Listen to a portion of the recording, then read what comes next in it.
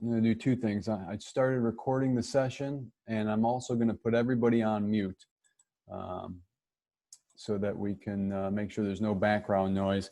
If any of you are a number of the brave souls that joined us yesterday for this session, we used the Teams platform. We were about just maybe even 2 slides in, and we had a significant amount of both background noise, and then midway through, the system kind of conked out. There was a muting of all ability to speak, and so no one could hear the presentation. So today we're going to do a couple things. We switched to the Zoom platform.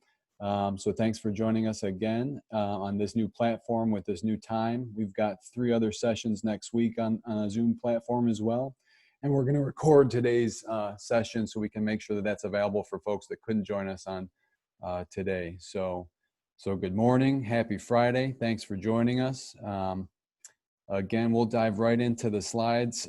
Like I said before, everybody's on mute. And so what we'll do is at the end of the presentation, we'll make sure that people can take themselves off mute and that you can all ask questions after we get through the slide deck. So I do promise I won't take the entirety of the call to go through the slides. The slides are available on the web, and that went out in an email yesterday.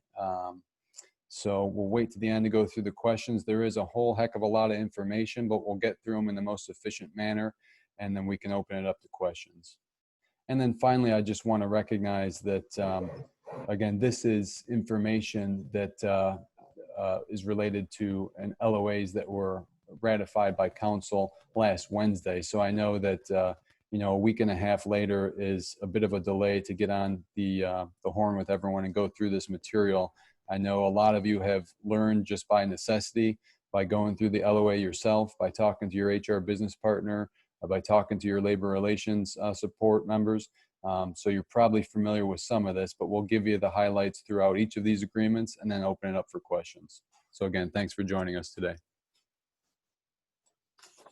So the agenda, if there was any ambiguity on what was going to be covered on this call, I'd start by just grounding everyone on the items we'll be reviewing. So in particular, we're going to spend some time sharing information on our recently ratified letters of agreement. We'll provide some background and context on how these agreements came to be. We'll address their key provisions, and then we'll discuss the specifics for each bargaining unit. So we'll go one by one. We'll follow that up with a review of the differing and specific furlough criteria under each. And then we'll discuss the option for certain represented staff to take voluntary reduction in their schedules as opposed to taking furlough days.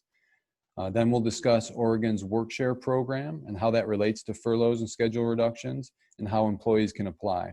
And then finally, we'll review some links that have some additional information and resources that can help you post this presentation today.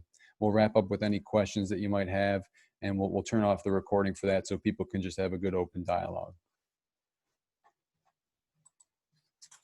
All right, in terms of background and context, I want to share is it's important to understand the background in this so you can administer these LOAs as a manager of people that are represented by these bargaining units. As you're all aware, on March 8th, the Oregon Governor, Kate Brown, declared a state of emergency in response to increasing concern with coronavirus within our state. And approximately 15 days later, she issued an executive order to stay home and save lives that we're all familiar with. This order, as you know, sought to ensure physical distancing, to limit non-essential gatherings, and to close non-essential businesses across the city. And that resulted in an unprecedented impact on the city's financial standing. You may be aware we saw a sharp and immediate decline in virtually all revenue streams within the city. And even our most traditionally stable and predictable sources of revenue were impacted and are still being impacted. So CBO has helped assist the manager in crafting the budget for fiscal year 2021. And we were anticipating at that time a budget shortfall of approximately $75 to $100 million in just the general fund alone, with other revenue generating bureaus also experiencing their own revenue loss in various key sources. So given the uncertainty and the significant economic impacts caused from these revenue losses and then the resulting reductions in city services due to the public health crisis, the mayor took immediate action in mid-April, as you'll recall, to enact some cost-saving measures across the city's non-represented personnel. And so we're all familiar with the COLA, the merit, and the furlough requirements for non-represented staff. But at that time, there was only one of our non-public safety bargaining units that were in successor negotiations, meaning we were in active negotiations and their contract was being bargained. And that just simply means, and the reason I point that out is that our ability to propose similar concessions as we did with the non-reps mid-contract is really limited to asking our labor partners to come to the table in an attempt to help avoid layoffs. And so that's where we dug in. And I'm proud to say that our labor partners were very eager to help us avoid reductions in force and work with us collaboratively and tirelessly to educate their members and to try to find agreements that, while not perfect, could be voted on and ratified by a really unequally impacted membership.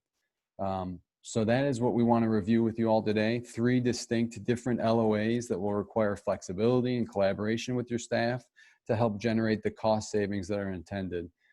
And while we attempt to retain as many jobs as possible.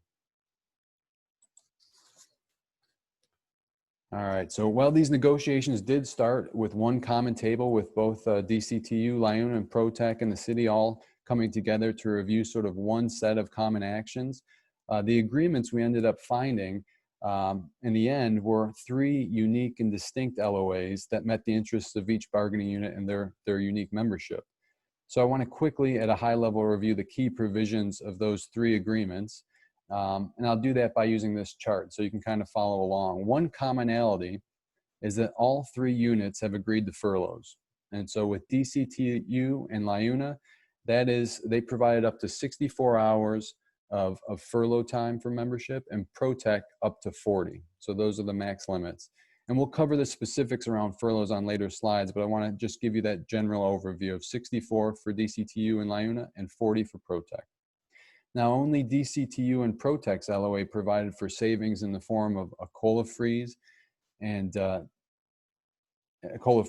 are in the form of savings generated by a 6-month delay in that increase, okay? And while LiUNA did not agree to a COLA freeze, their LOA does provide for the elimination of step increases during the 2021 fiscal year. Now, ProTec also agreed to a freeze on step increases that's consistent with their COLA freeze of 6 months. And in addition, furloughs, both DCTU and ProTec's LOAs provide for voluntary and temporary schedule reductions as a means to generate cost savings as well. And we'll dig into the option a bit later on these slides. And so we'll go into more detail on that. But finally, each of these bargaining units did agree to a contract extension. LiUNA extended for 1 year and DCTU and ProTec for 6 months, respectively. So those are the key highlights. Let me dig into some of the specifics for each bargaining unit. You know, if you happen to manage an employee in one or more of these bargaining units, then trying to keep track of all these differences is overwhelming and it's confusing. So I want to break down each agreement and just reiterate the main concepts as a standalone before we address specifically furlough provisions, which is a major component. So as stated on the previous slide, for DCTU specifically, they are looking at 64 hours of furlough leave per member, and that excludes members that aren't eligible for work share, and we'll talk about what that means in later slides. It also includes 6 months of COLA freeze and a new COLA effective January 1st of 2021, okay? It also allows for members to voluntarily reduce their schedule during fiscal year 2021, and their contract has been extended to December 31st of 2020. So that's the major highlights for DCTU. Now for LiUNA, they've got probably the most complex letter of agreement, particularly because they have 3 contracts with a different grouping of membership across those 3 distinct CBAs. And so what you need to know here with the LiUNA LOA is it includes members that are covered by the REC contract and the Portland City Laborers contract, but it excludes those covered by the Seasonal Maintenance Workers contract. Okay, so their LOA provides for, again, just like DCTU, 64 hours of furlough per employee and 32 hours for employees that aren't eligible for work share. Okay, and this also includes no step increases for the fiscal year 2021. And it also has an option for members to voluntarily reduce their schedule during fiscal year 2021. They too extended their CBAs, and again, this is specific to the REC and PCL contracts, to June 30th of 2022. So that is LiUNA. Now ProTec, finally the key provisions on ProTec's agreement are 40 hours of furlough per member earning more than $29.55 an hour. And that number may look familiar. That's one of the same sort of dividing lines we use for the non-rep furloughs. All right, and so for part-time employees that furlough under this agreement, those will be prorated based on their hours worked. And we'll talk about that a little more in just a couple slides. They also agreed to a 6-month COLA freeze and that new COLA effective date being January 1st of 2021. Now, all step and merit increases for ProTec17 members will also be delayed for 6 months, okay? And that'll be effective July 1st of 2020. And finally, members may also, just like you saw in the previous agreement, they're going to be allowed to voluntarily reduce their schedules with management approval, and that would be for the fiscal year 2021. And their contract has been extended to December 31st of 2021 as well. All right, so let's jump into furloughs here, which is a big piece of each of these agreements. So just like you saw in the overall agreement, this slide kind of tees up a matrix that compares furloughs across these 3 separate agreements. I would tell you that all 3 agreements provide for the ability to begin furloughs immediately, and those furloughs must all be completed by October 31st. That's consistent across all 3 of these agreements. All 3 of the agreements also excuse those retiring before January 31st of 2021 from having to take any furloughs. And that's about where the similarities end. So for each agreement, there's a maximum number of hours allowed, and we're not allowing staff to volunteer to take additional furlough days beyond those maximums stated in the agreement. And again, for DCTU and LiUNA, that's 64 hours total, and for ProTec, that's 40 hours. Now, however, ProTec's members, as we mentioned on the previous slide, those making $29.55 or less per hour, they have no furlough requirements. Well, DCTU members do not have a salary-based exclusion, but they are relieved of taking furloughs if they have not been employed with the city on a full-time basis for at least 6 months or at least 1 year as a part-time employee. And those are the terms, the employment terms that the state requires for work share, which we'll discuss in just a few slides as well. All right, LiUNA applies that same standard for their members, but instead of completely relieving the furlough requirement, for those that fall under this category of, I guess you could call it, quote unquote, a new employee, will only have to take 32 hours instead of 64. All right, and I know there was someone that reached out to me and said, what does the NA represent in this matrix for both DCTU and ProTec and LiUNA on some of these columns? It just means that there's no provision in their LOA that addresses that, and so it's not applicable to them. All right, so let's kind of just jump through one by one each of these particular bargaining units. So similar to the key points for the LOA, I want to take a moment and just reiterate for each of these furlough agreements by bargaining unit so you have a deeper understanding of the nuances within each. So again, if you manage a DCTU employee, you should be aware that for DCTU represented staff, their agreement allows for up to 8 furlough days for a total of 64 hours. They also are not eligible, if you have an employee that's DCTU and they're not eligible for work share, they will not be required to take furlough days. And again, that's provided that such ineligibility is not due to a failure to meet the requirements for the days worked, which we'll talk about in a minute in terms of what are the requirements for work share. Again, it goes back to that same 12 months and 6 months cutoff for part-time and full-time employees. The furloughs for DCTU, those all need to be completed by October 31st of 2020. And again, employees who provide written notice of their retirement will not be required to furlough. And they need to make that known early, and as long as their retirement date is by January 31st of 2020. Okay. And then finally, with DCTU employees who signed a reduced schedule agreement, that's another provision in this LOA. They're not going to be required to take those furlough days for the duration of the agreement, so long as that reduction provides not less than the 64 hours of unpaid leave. So that they're making up their furloughs through that reduction. Okay, so that's DCTU. For ProTec, the specifics on furloughs there, it includes those 5 days of furloughs, so 40 hours for those earning more than $29.55 per hour. And now ProTec's the only agreement that calls out this proration for part-time staff.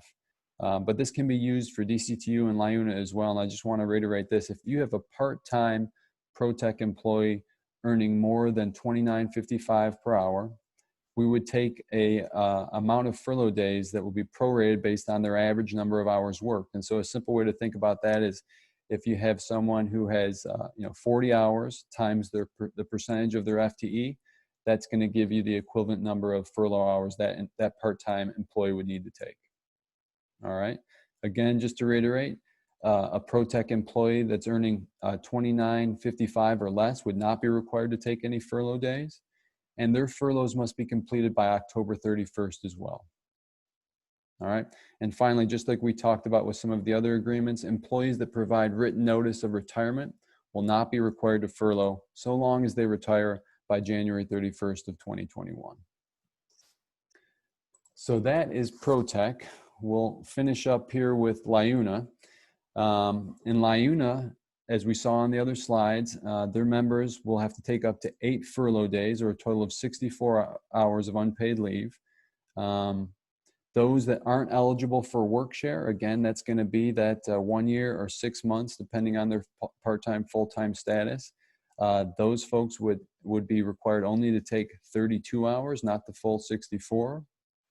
And then their furloughs must be completed by October 31st as well. And then finally, that same provision about the retirement. If someone's going to put in for retirement and they're retiring by January 31st of 2021, they won't have to take furloughs either. All right. And as mentioned earlier, the furloughs, as well as the rest of this agreement, is not applicable to any employees covered by LiUNA's seasonal maintenance worker collective bargaining agreement. Okay. Now, I do want to jump into some specifics about LiUNA, because like I mentioned earlier, they have got the most complex agreement. And the reason for that is both pay equity concerns within their membership, as well as the difference in funding sources within the bureaus that their members work. So it was important for LiUNA to have some specific exclusions in their agreement of who's in and who's out. So within the LiUNA recreation contract for this LOA, only facility techs, recreation leaders, recreation coordinator 1s, and recreation coordinators 2s are required to take furloughs. So that's the recreation contract. Within the PCL contract, storekeepers, those in the AEO2 tractor trailer classification, and any and all PCL members within BES specifically are not required to furlough. And so I want to take a moment and just reemphasize these exclusions within LiUNA. So within LiUNA, the reason why they're excluding members, for instance, within BES, is due to the way the bureau is funded and their ability to gain, or their ability to have gained the ratification vote for that portion of their membership. As many on the call may know, BES receives funding from their ratepayer dollars, which haven't seen the same decline as other various streams. The general fund, like within PBOT, the gas tax dollars, the weight mile tax dollars, etc. So even if workers at BES were able to take the concessions, by law, we can't transfer that money to help others within this bargaining unit. So it was really important for LiUNA to carve out specific exceptions for their membership to gain the biggest majority of a vote that could pass these concessions. So that's the reason for these very specific exclusions within the LiUNA agreement. All right, so now that you have a general understanding of who is required to furlough under each of these agreements and how many days they should be taking, it's pertinent that we emphasize a few considerations for scheduling these furloughs. So for each of these agreements, they provide an opportunity for the bureaus or work groups to designate specific days that would allow for a planned and structured shutdown and allow for adequate communication to the public regarding an impact to service delivery. So there is a provision within each that allows us to designate days. However, in general, and this is probably the more likely scenario, our role as managers and supervisors is to work with staff to schedule furlough days in a way that best addresses their individual financial needs. I think, as we all know, furloughs are a gap in someone's paycheck, and managing that loss is a very personal thing. So working with your staff is key. You know the operational needs and they know their personal needs. So their request should really only be denied to the extent that they affect our ability to provide service to the community. And so that's what you'll see on this slide. Is in general, our job is to make sure we're working with staff to be able to take these days in a way that makes sense for them, pending it also makes sense for the operation. And it should be noted that a difference with these LOAs is that furloughs within these LOAs can be scheduled in increments as small as 1 hour. Now that may not make a lot of sense for a lot of work groups, but there is that ability and that option to go that low. All right, so the other provision that's within, before we close out on this and talk a bit about workshare, I just want to highlight one additional option that employees covered under both the ProTec and the DCTU LOAs have available to them. And that's the ability to voluntarily reduce their schedule with their manager's approval. So these voluntary and temporary schedule reductions can be any number between 0.9 to 0.5 FTE, provided that such a reduction in hours meets the operational needs of the Bureau and doesn't create new overtime costs. They also need to be taken for the full fiscal year unless otherwise agreed to management. So both within DCTU and in ProTec, there's provisions that allow for the ending of the reduction early, but that has to be approved by management. And so now this is different than a normal schedule reduction where staff would elect to reduce their schedule. They'd fill out a form. The timekeeper would assist in changing their overall schedule. Staff who elect this option, they won't be required to take furloughs, and they'll be able to continue their full healthcare contributions. So it's a little different than a normal schedule reduction. I just want to highlight that by talking about the process to reduce their schedule here. So while each bureau may have a slightly different approach to these reductions, a few things will need to be in place. So specifically, first is the managerial approval for that temporary schedule reduction. And again, it has to make sense for the operation. It shouldn't generate overtime costs, and so it would be both a request and an approval process. The second, once that approval is in place, is notification to the Bureau's timekeeper. The timekeeper needs to be informed of who's going to be taking a schedule reduction, so there's no ambiguity around who's going to be seeing lesser hours. But the third and most important is that instead of having a general schedule change in their timesheet, they're going to be using just a specific code. It's this RSUP code on their timesheet, which will ensure that the employee's benefits and accruals aren't negatively impacted. And you'll also see on this slide that for DCTU and ProTec, it provides slightly different language for ending the temporary reduction prior to the end of the fiscal year. So reviewing this language will be important for those managing that staff who also approved a schedule reduction. These LOAs, this PowerPoint, they're all on the BHR website available, so you can refresh yourself with this when you need it, and this will all be recorded if you have to listen to it again. All right, so finally, I want to briefly address a topic that many of us have become intimately familiar with recently, and that's Workshare Oregon. So now Workshare Oregon is run by the Oregon Employment Department. It's not a program within the city, and that's the same agency that provides unemployment benefits if someone loses their job. But the Workshare Oregon program provides employers an alternative to layoff by subsidizing a portion of those lost wages from furloughs or any other loss in work hours. So it applies to both the furloughs as well as the schedule reduction code that we just talked about. And it's important to note that Workshare is unlike normal unemployment in the sense that an employer has to apply to be a part of the program. An employee can't apply directly. So the employer, the city, is going to submit their employees' applications for benefits on their behalf to the state, and we're going to do that weekly. So you may be aware the city's application for Workshare was approved effective just recently here, Sunday, May 31st. And so again, the intent of this program is to offset some of the economic impact to individuals for taking those furlough days. And interested employees who reduce their weekly schedule by anywhere from 20 to 40% are eligible, and they can apply through the Workshare Oregon program, and they'll receive a portion of those lost wages in unemployment. Now that's the background. What's drawn the most significant interest lately in this Workshare program is the fact that through July 25th of this year, eligible workers who are going through this work-share program can also receive an additional $600 per week through the federal unemployment supplement payment. And that's as funded by the CARES Act. So these are additional dollars and additional funds, and they're only available currently through the end of July 25th. So we anticipate that many city staff would be interested in taking their furloughs during these first few months of both June and July, despite the fact that the furlough window does extend through October. So finally, it's important to note that temp, seasonal, casual, and working retirees, those individuals, while they may be required to furlough in some cases, they're not eligible for work-share.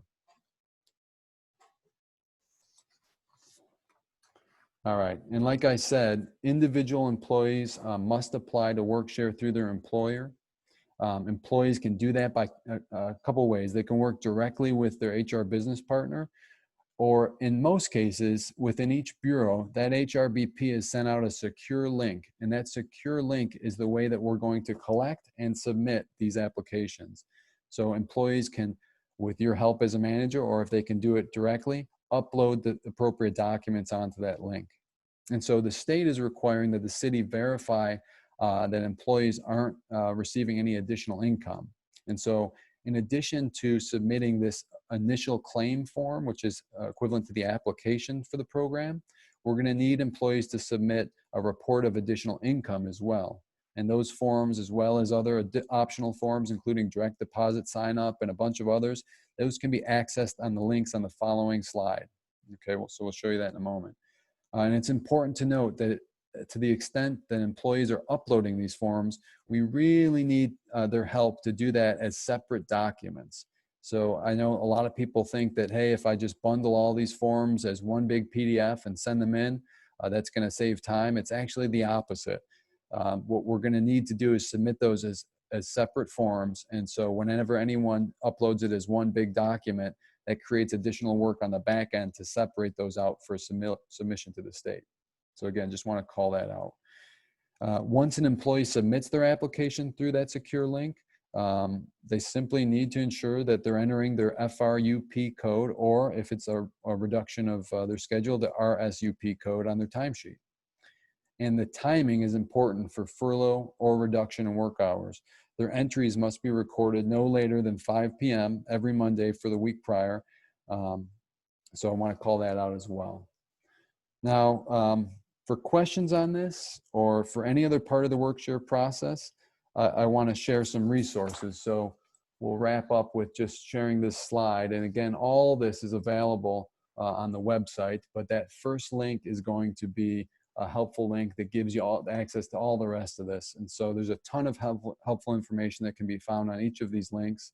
But in addition, your bureau's timekeeper, your bureau's HR business partner, your bureau's labor relations contact, we're all here to support you. We know this is extremely confusing, and it's just a lot of information at once. Not just the LOAs, the furloughs, but the work share, all of it is pretty complex. So we want to support you, and we're doing the best we can. Please know that those resources are available to you, and you also have the ability to submit and email your questions to a dedicated inbox that you'll see here. It's the inbox workshare at portlandoregon.gov, and that's another way. If you can't get a hold of your BP or your labor support person, that's another option to get your question out there, and we'll get back to you. So speaking of questions at this point, I know we've covered an enormous amount of information. We've probably just scratched the surface on the specifics you may be interested in. So I'm going to stop here and invite folks to ask questions. I am going to turn off the recording because I think some of these questions might be specific to people, and we can stop the recording here.